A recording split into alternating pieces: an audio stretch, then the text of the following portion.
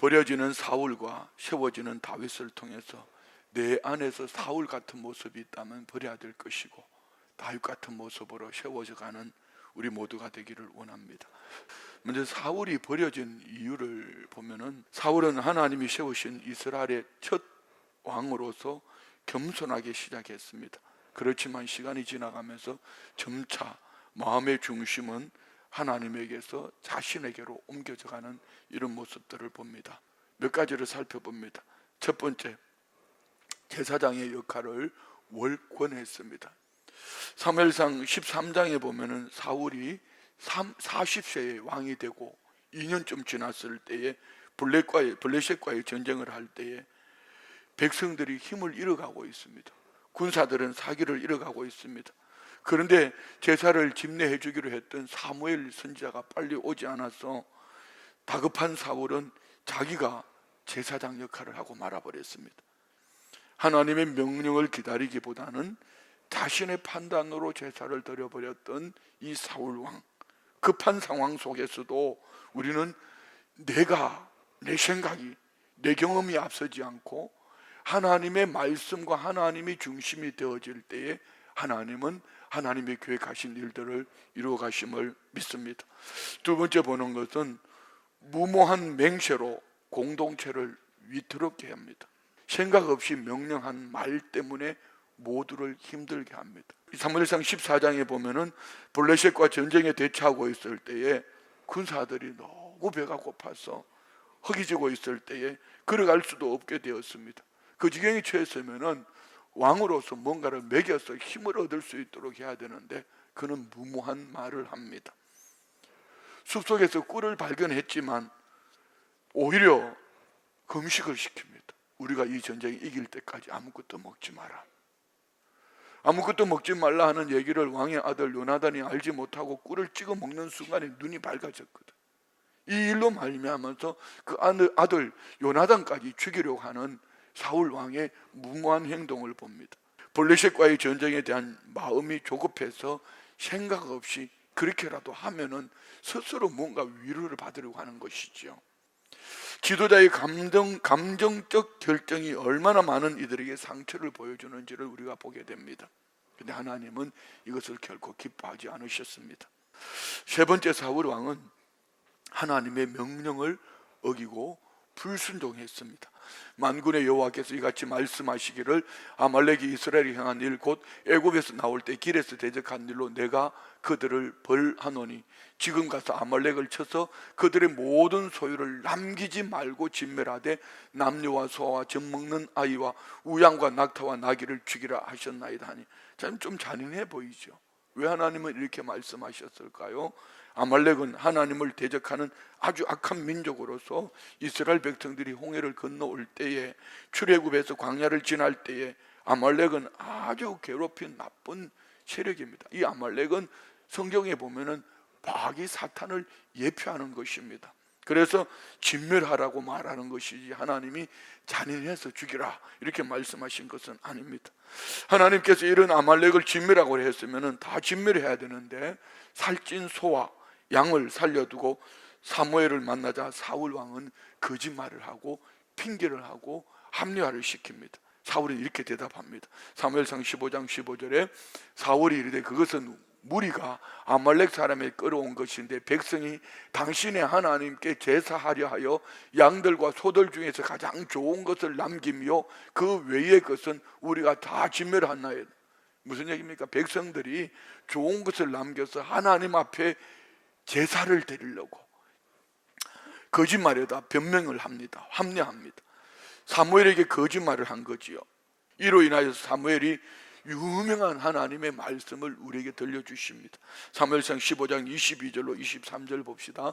사무엘이 이르되 여호와께서 번제와 다른 제사를 그의 목소리를 청종하는 것을 좋아하심같이 좋아하시겠나이까? 순종이 제사보다 낫고 듣는 것이 순양의 기름보다 나으니 이는 거역하는 것은 점치는 죄와 같고 완고한 것은 사신 우상에게 절하는 죄와 같음이라. 왕이 여호와의 말씀을 버렸으므로 여호와께서도 왕을 버려 왕이 되지 못하게 하셨나이다. 무슨 얘기입니까? 하나님이 원하시는 것은 제사보다 순종이다. 순종. 이는 하나님을 예배하는 하나님의 사람으로서 순종하는 것이 여러분 어떤 큰 일을 하는 것보다 훨씬 더 중요하다, 이렇게 말씀하는 것이죠. 그랬더니 사울이 어떻게 응답하는지 아십니까? 15장 30절 봅시다. 사울이 이르되 내가 범죄하였을지라도 이제 청하옵나니 내 백성의 장로들 앞과 이스라엘 앞에서 나를 높여주세요. 나와 함께 돌아가서 내가 당신의 하나님 여호와께 경배하게 하소서. 자기 자신을 높여달라는 거예요. 사울이 월권을 하고 무모한 맹세를 하고 불순종하고 거짓말하고 변명하고 합리화시키고 또 자기 체면을 위해서 자기를 세워달라 하고 여러 가지 말을 하지만 정말 중요한 것은 이것 때문입니다. 그 마음 중심에 하나님이 없다. 결국은 자기 중심이라는 것, 이것 때문에 사울은 왕으로부터, 하나님으로부터 버림을 받습니다. 사울왕의 잘못된 중심을 다시 회복시키기 위해서 하나님은 사울을 버리신 것입니다. 그런데 사울은 끝까지 돌아오지 않습니다. 사무엘은 돌아오지 않는 사울을 보면 매우 슬퍼합니다. 그리고 사무엘상 16장 1절에 슬퍼하는 사무엘에게 하나님이 이렇게 말씀하시죠. 사무엘이 사울에게 이르되 여호와께서 나를 보내어 왕에게 기름을 부어 그의 백성 이스라엘 위에 왕으로 삼으셨은즉 이제 왕은 여호와의 말씀을 들으소서. 계속 읽을까요? 여호와께서 사무엘에게 이르시되 내가 이미 사울을 버려 이스라엘 왕이 되지 못하게 하였거늘 네가 그를 위하여 언제까지 슬퍼하겠느냐? 너는 뿔에 기름을 채워 가지고 가라. 내가 너를 베들레헴 사람 이새에게 보내리니 이는 내가 그의 아들 중에서 한 왕을 보았느니라 하시느니라. 이제 사무엘이 베들레헴에 도착해서 이새의 아들들 다 가족들을 불러 모읍니다. 사무엘상 16장 10절로 11절 말씀 보십시오. 이새가 그의 아들 7을 다 사무엘 앞으로 지나가게 하나 사무엘이 이새에게 이르되 여호와께서 이들을 택하지 아니하셨느냐 하고 또 사무엘이 이새에게 이르되 내 아들들이 다 여기 있느냐? 이새가 이르되 아직 막내 말째가 남았는데 그는 양을, 이 막내는 늘 말씀드리지 않습니까? 집안에 있으면 우한, 부족한 놈. 사무엘이 이새에게 말합니다. 사람을 보내 그를 데려오라. 그가 여기 오기까지는 우리가 식사 자리에 앉지 아니하겠노라. 사무엘상 16장 12절 봅시다. 이에 사람을 보내어 그를 데려오매 그의 빛이 붉고 눈이 뼈은하고 얼굴이 아름답더라. 여호와께서 이르시되 이가 그니 일어나 기름을 부어라. 사울하고 어쩌면 이렇게 정반대의 삶을 살고 있죠. 사울은 높은 자리, 왕의 자리, 다윗은 버려진 자리. 그런데 사울은 어땠습니까? 무모하게 자존심, 자존감 때문에 그 백성들을 다 고통스럽게 만드는 겁니다. 그런데 다윗은 그 한 마리 양을 위해서 목숨을 걸었습니다. 사자로부터 곰으로부터 버려진 그 자리임에도 불구하고 그는 하나님 앞에서 마음 중심을 드리고 예배하고 찬양할 때에 사람은 버렸지만 여호와 하나님은 그를 보고 계셨더라. 여호와께서 이르시되 이가 그니 일어나 기름을 부어라. 할렐루야.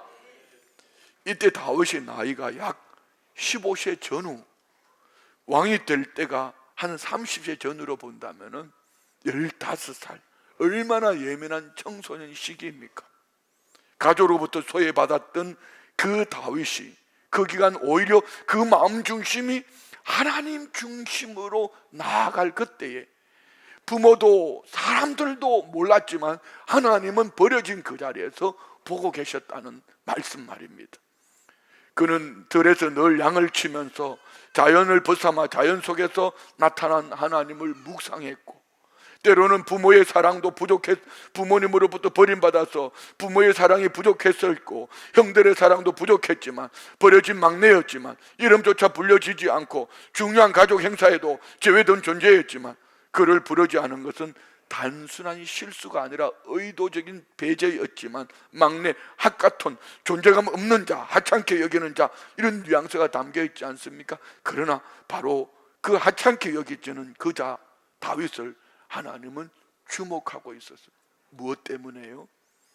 하나님 중심으로 맡겨주신 그 자리에서 하나님을 믿고 신뢰함으로 살아가는 이 다윗을 하나님은 귀하게 여기신 것입니다. 다윗은 들판에서 양을 치며 하나님을 찬양합니다. 그 누구의 눈에도 띄지 않았습니다.